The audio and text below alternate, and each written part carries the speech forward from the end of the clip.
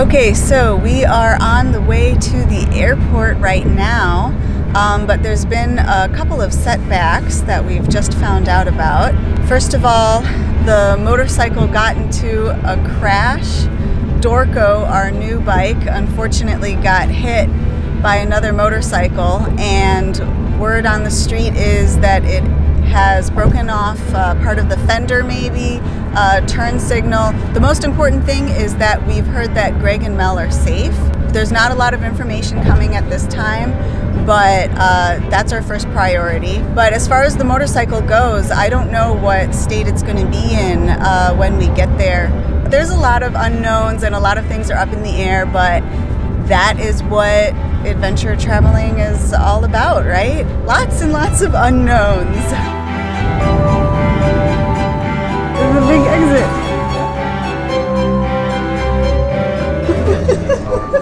Hey everyone, nice to have you here. We are Tim and Marisa Notier. I ride in the front and I'm in the rear. We travel the world and we pack too much gear. Oh, all the places we'll go. Through rain and through sleet and through mud and through snow.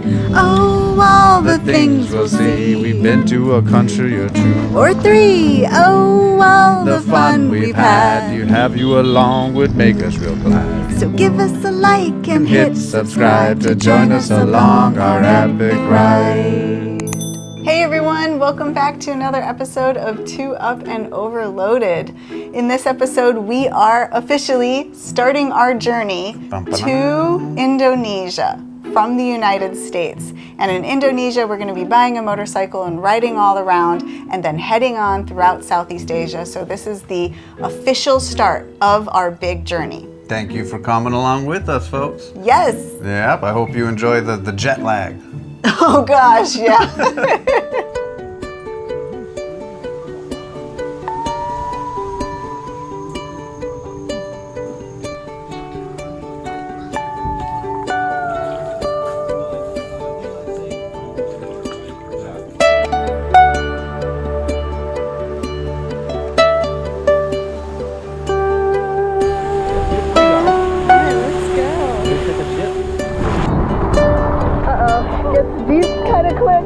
So in order to get to Indonesia from Florida, where we started out, it required 3 flights. The first one was to Atlanta, Georgia. And then the big one was from Atlanta all the way to Japan. Yes, 14 and a half hours. We were saying goodbye to Florida and going to the complete opposite side of the globe. And to kind of kick off our journey, we decided to cut my hair. Yeah. So this is our last day here and we are heading off to Indonesia tomorrow. I'm really nervous, I'm really excited, but kind of as a celebration / beginning of a new journey for us, I decided that it might be a good idea to cut my hair. I've been begging her for years to let me cut her hair shoulder length. And I've been very reluctant. Yeah, she was supposed to cut my hair too, but here I am. Here you are. The long, weird hair. It turned out really good. I want to just let you all know out there, she goes to the hairdresser and they spend 25 minutes on her hair. I took all of her hair, kind of bundled it up right in the back, and I made one sweeping and then it like fell, layered forward, and the back kind of rose a little. What are you talking about? It wasn't layered, but it's It wasn't good. layered, no, but it kind of rose. But it literally was one snip. This is Oh my gosh. done. Wrong profession in my life. Good job. I think it's good. Give me my money for this services. Good morning. It is 5 in the morning, and it is the day in which we are going to Indonesia. We have a 2-hour flight to Atlanta and then the big flight. We're not sitting next to each other. I know. That's the saddest. We've got 10 minutes and we gotta go. We've been having jitters for this trip for a very long time. The morning of, Of course, we didn't sleep well the night before because we had been very nervous about the whole thing. And then we get these messages coming in from Indonesia where Greg and Melanie Terp had been riding around on the motorcycle that we were going to buy from them. And they said, oh no, we got into an accident. Yeah. Thankfully, they were not seriously injured. But it sounded like Melanie's foot, they were not sure if or not it had been broken somewhere. There was just pain, and then Greg's ribs were hurting. So the most important was obviously that they were going to be healthy and survive and rah-rah. Yeah, the bike, it turned out that one of the turn signals had broken off, the front fender and front mudguard had broken. Update, they're doing fine, they're awesome. Mel didn't break anything, so all is good. Yes. They also decided to put the motorcycle on a train to Jakarta, which would save time. Yeah. There were some complications involved in that. This what I got to get your bike in station. I will contact you later, Greg and Melissa. We were getting all this kind of like secondhand information through our liaison here in Jakarta, William. He is an Indonesian Jakartan man who is also an overlander. He travels around on his motorcycle called Grasshopper. That is how Indonesian look like to take a train. We are full of person. William has been really nice to help integrate all of these things seamlessly. He knew a great mechanic, so we knew that the bike was going to be in good hands. He has been invaluable. Yes. But at first we were not getting a lot of clear information, and so we were very worried about the situation. But it was time to go, and so we headed off to Tampa. We were going to fly to Atlanta. So we just had like a nightmare situation happen to us. We were checking in, and the woman at the check-in was like, well, do you have your QR code on each of your phones for Indonesia, and do you have your visa? And we were like, no, we get a visa upon arrival. Register for something else. Yeah, she's like, do you have the app? And I'm like, what app? Yeah. And she was basically saying, I can't let you on this flight because you are going to be turned away once you get to Indonesia. Whew, it was craziness. We had to download an app. We had to show the woman QR codes like on each of our phones. We had to book a ferry out. It was a lot last minute, but good thing we got here early. And we had done our research. Greg and Mel were already there. Well traveled, right? Yes.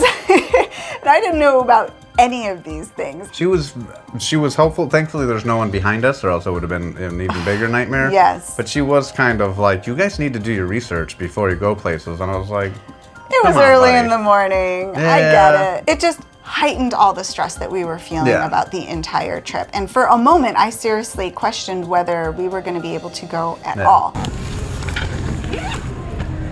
All right, first stage is done.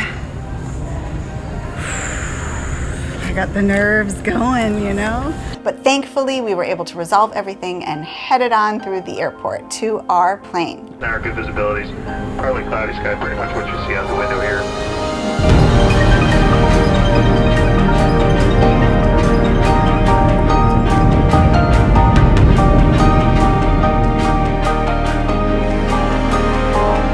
When we got to Atlanta, a wonderful thing happened. We got our boarding pass for the next flight that was going to be to Japan. Yeah. And it turned out that our seats were together. Magically. So really, really good news. Yeah. Lo and behold, look, 53F, folks. And I am 53E. So Lover's Lane back on track. We're so excited.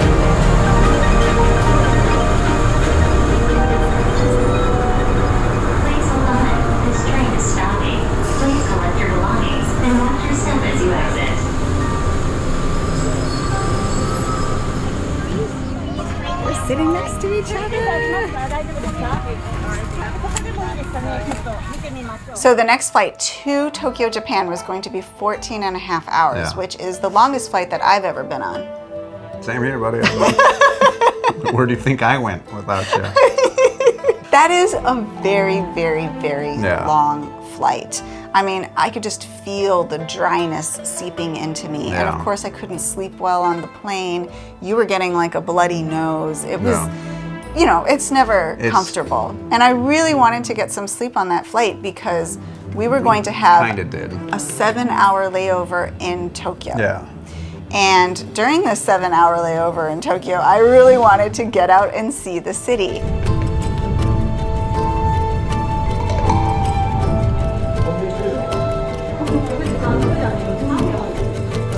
I know, wow. When we got to Tokyo, we had all these little Tokyo dreams, right? Like little Hello Kitty plum fairies and stuff in our heads as we were hoping and wishing.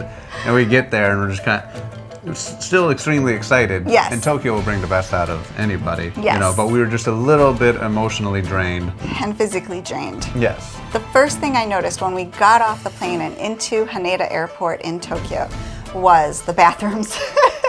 Because of course we had to use the bathroom. Yeah, And we both had to use the bathroom, to be clear. one person, Tim, was watching the luggage as I went to the bathroom, and then when I walked into this huge stall and saw this toilet with all these buttons that did all these incredible She was things. like in Kittyland. She went into like an arcade and played around for 20 minutes as I'm about, my bladder's gonna explode. Yeah, I enjoyed it and did all the functions. And I didn't realize that Tim had to pee so badly. Sorry about Yeah, it's that. only been 17 and a half hours. And then she comes out and she's like, oh my God, I just had the best experience in my entire life. And I'm like, shh, what's the stuff? I gotta pee-pee. But yeah, I walked in and it was like, hello, Tim. It was like Pee Wee Herman's Playhouse. There's a big exit. Yep, that's it. Everyone in the airport was super polite and friendly. They just ushered us out through all these gadgets and face scanning and everything. Yeah. And it was very efficient. So this is what the ATM gave I got 10,000 yen in this one bill. Whatever. We got to the monorail, Yeah, that which was we were going to confusing. take to the center of town. And yeah, the monorail was very confusing, but thankfully there was a woman there who helped us buy our ticket. Less confusing than the toilets, though.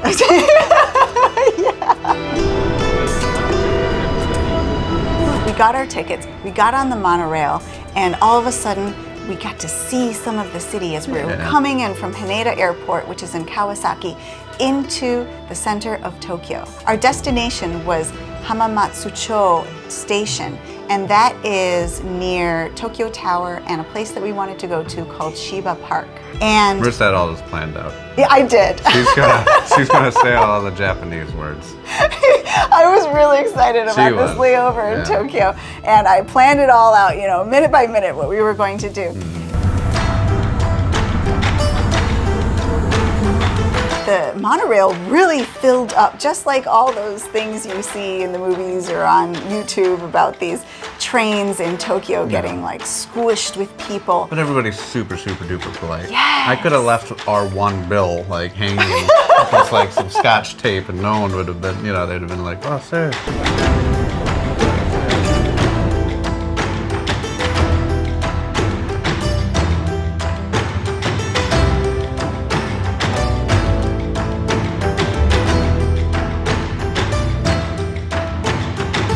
Get out into the streets of Tokyo, and I don't know why I thought it was going to be more crowded than it was. It was Yeah. still, you know, a very big metropolis city. In fact, we just learned that Tokyo is the largest It is. city on Earth.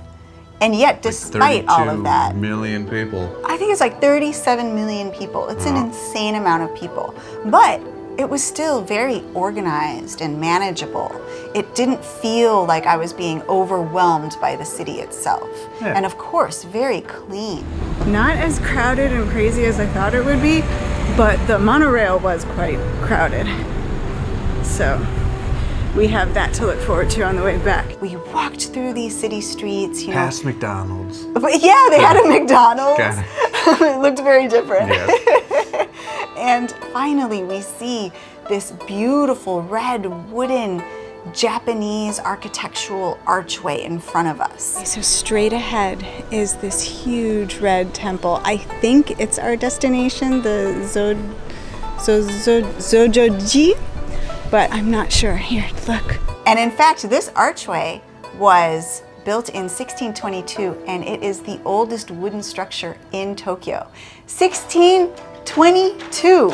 Yeah. That is 2 years after the Mayflower landed in the United States. It's amazing how Yeah. old that was.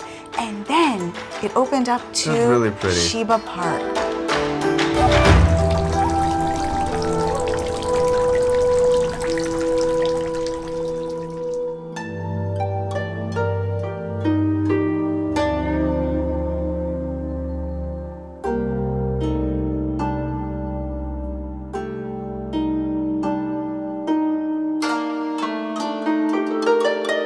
There was some statues and some like little Zen garden, but like on a huge scale type things.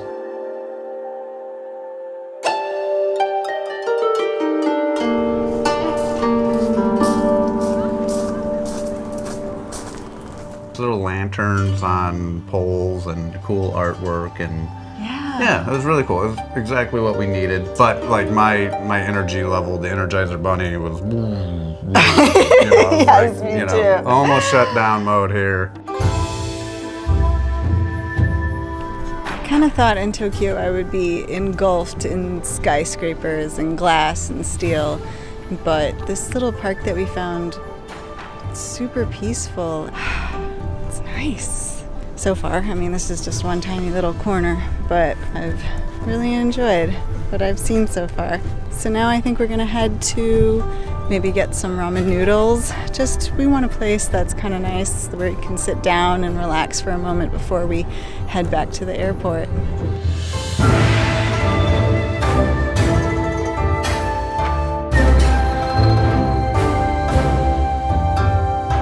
Yeah, there was a bunch of side streets that you would go down that was only like scooter traffic. And Yeah, pretty much pedestrian only. yeah, for sure. And it was just really quiet on those streets, and you just felt like, oh, these are the tiny little sushi bars and izakayas. And we ducked our heads into a couple of them, but a couple of them had like big round tables with like a computer screen that you'd order from. Yeah, I was not mentally No, our brain was like able to do that. We at needed that like moment. the Japanese IHOP where I pointed a picture. Yeah.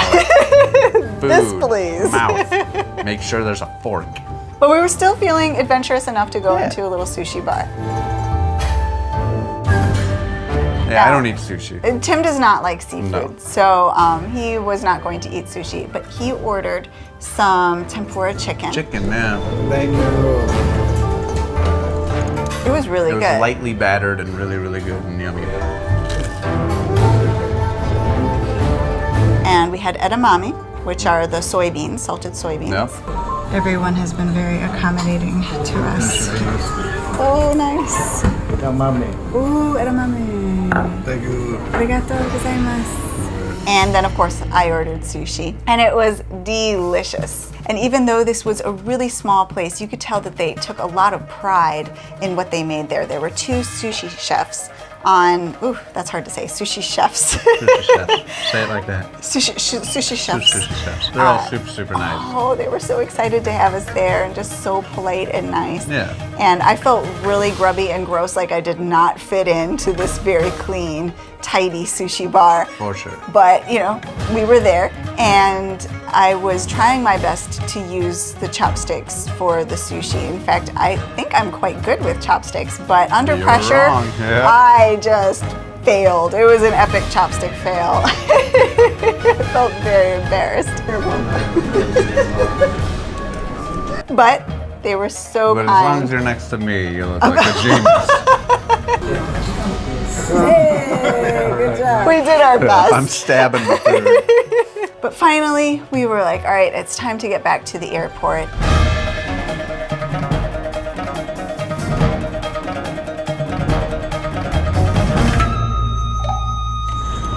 All right, so we made it back to the airport. They changed our gate on us. Apparently there was a flight that was super delayed, and so they changed the gate. We have to go to the other side of the terminal. But thankfully, I got a card.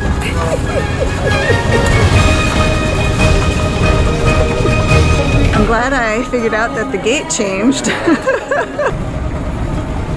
The last one!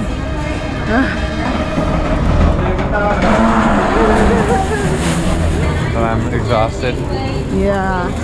And we're gonna pull up to this hotel and I'm gonna pass out. We had another 6.5-hour flight to Jakarta from Tokyo. Which I was so excited for.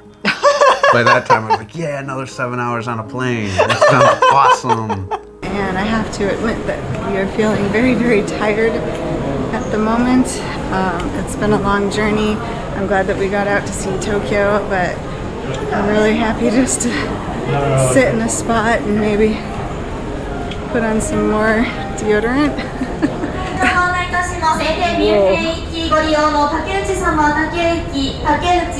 I don't think I can talk over this announcement.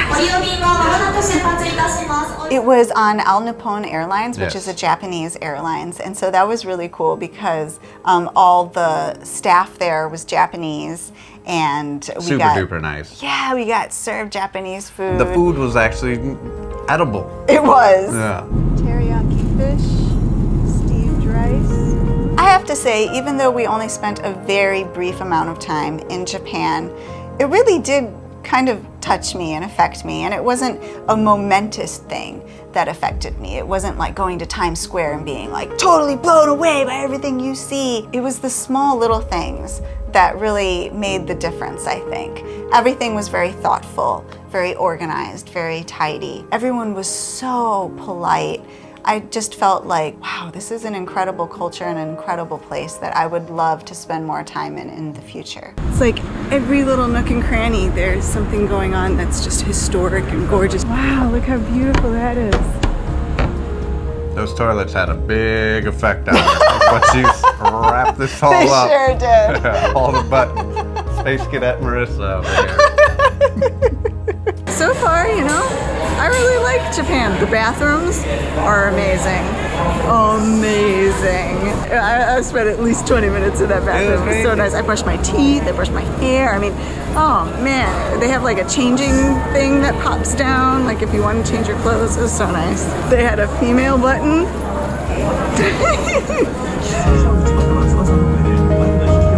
We just touched down in Jakarta. Finally, our plane landed in Jakarta. It was 4:30 in the morning in Indonesia, and we got into the airport, and immediately I could feel the humidity, even in the airport.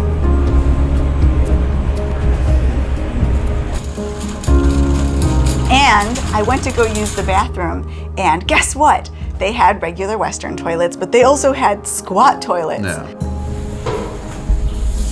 We picked up our luggage and went to go meet William, who was going to pick us up at the airport. Here we are at the baggage claim, waiting for our bags, and we're in. I'm already getting hot in my jacket. I want to take it off because it's already hot and humid, but sun should be rising soon, and we're excited. And once we stepped outside of the airport, we got hit with that humidity, and there was kind of like a spiciness to the air and a haziness to the sky, and I was just so excited for Jakarta. I was running out of batteries. Yeah, I was too, actually, but still excited.